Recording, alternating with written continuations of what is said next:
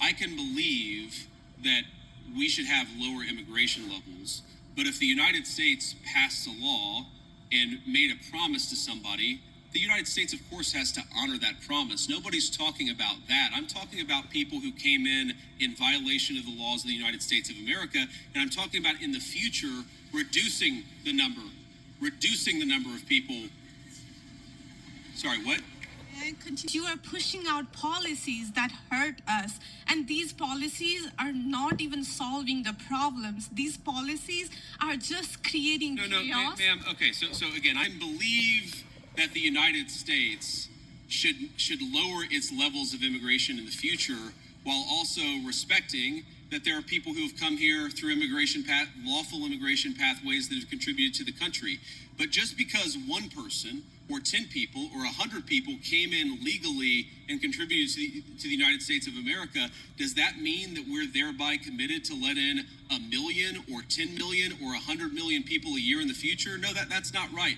We cannot have, I'll go and finish. We cannot have an immigration policy where what was good for the country 50 or 60 years ago binds the country inevitably for the future. There's too many people who want to come to the United States of America, and my job as vice president is not to look out for the interests of the whole world, it's to look out for the people of the United States.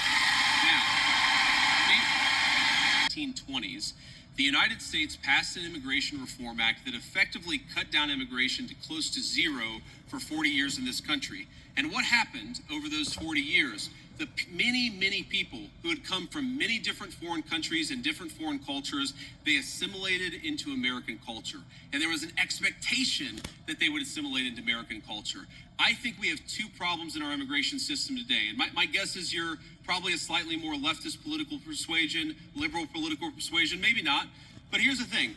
I remember back in my establishment GOP days, when I was still very early getting involved in Republican politics, I remember a conservative think tank person who told me that one of the reasons why immigration was really good is that if you had enough diversity in a country, people would mistrust each other and they wouldn't join labor unions.